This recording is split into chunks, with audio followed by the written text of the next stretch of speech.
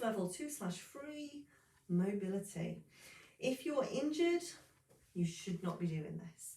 If you are in pain at any point or something feels uncomfortable, then you must stop immediately, okay? Listen closely for adaptations and alternatives. This is just part one. Today I'm filming the mobility separately and then the rest of the section together. So just listen closely for alternatives and adaptations. We're going to start with our feet hip distance apart. And remember, if you're not sure what that is, bring your feet together, turn your feet out like Mary Poppins or in first position from bar if you do bar regularly, and then turn your heels out and you've got your hip distance apart.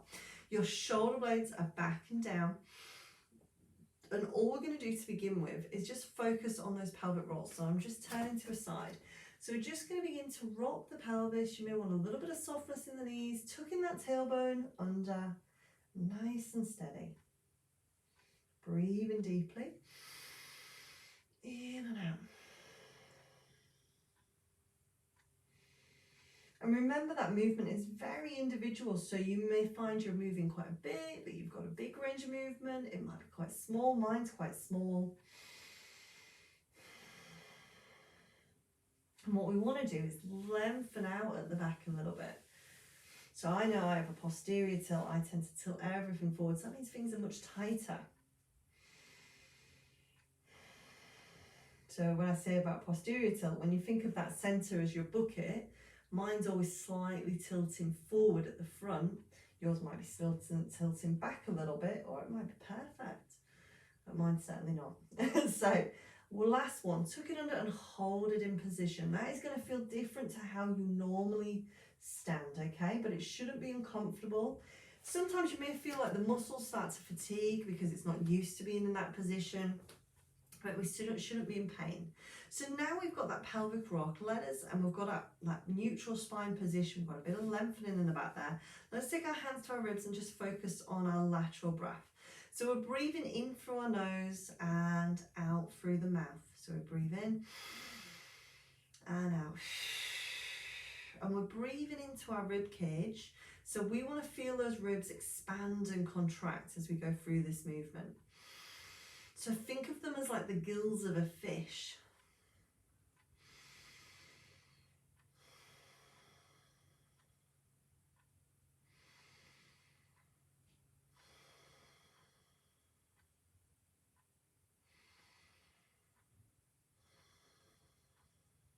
Last one. As I say, the last one, what I mean is we're going to continue with that breath, but less focus in breath on it. So now we've got our lateral breath. Now let's take our focus into our pelvic floor. Remembering that the pelvic floor starts from the very back of the bottom, so the anus coming around to the middle, round to the front. Think of it as an elevator. When we contract at the back, that's our first floor. When we contract into the middle, that's our second floor. And when we lift up to the third, we're on our third floor. We want to keep it on the third floor for the duration of the session if we can. It may relax, that might happen. That's okay. Just bring it back up onto that third floor when you remember, and I will be mentioning it through the session.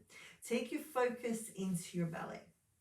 Imagine you're posing for a photo and you want to pull in that core so you look, I don't know about you, always like from this angle, pull in. So nice and steady, so we're pulling everything in, but so you can breathe, this movement, so we're not, it's a pull in, but this tension, stability, but we can breathe and move and function. Shoulder blades back and down. Let's begin to lift them up towards the ears, roll them back and down. So inhale up, and as we're drawing them back, it's as if those shoulder blades are just having a little smooch. We inhale up, they're just coming together, having a little smooch, and release. So releasing tension, which we may be holding in the neck and shoulders at this point. Maybe we've been feeling quite anxious or got worries on our mind. I know we're in an unusual time in history. So one more. Exhale. Let's go the opposite direction. So this time, it's like your shoulder blades are having a spat. They come together and then they separate. I'm like, oh, I love you. Oh, I don't like you. Take me away. So nice and steady, releasing. Oh, two more. Sorry, I made that sound because it just feels really good. My shoulders are really tight at the moment. And then relax. Let's squeeze that chin into the chest and let it release. Squeeze in and release. Squeeze in and release.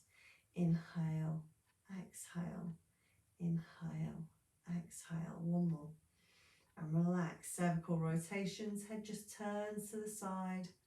So bringing in that rotation. Our neck assists us in so much of our movement through the day, whether it's getting out of a chair, checking your mirrors in the car, looking over your shoulders. Really important to release and stretch the neck, and also have a little bit of rotation and movement in there. And relax. Lateral flexion. Let's reach out to the side. Remembering if we've got osteoporosis or back issues, that we may be keeping that range small. You know your body better than anyone else. So nice and steady. Breathing in, breathing out in the center. So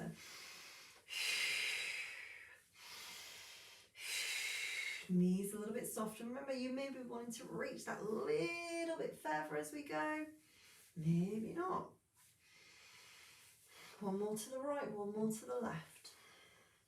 Bring it back and let's have a sassy walk. So remember, with our sassy walk, our hips can sway very gently, the shoulders can sway. It's not about keeping everything stable and level.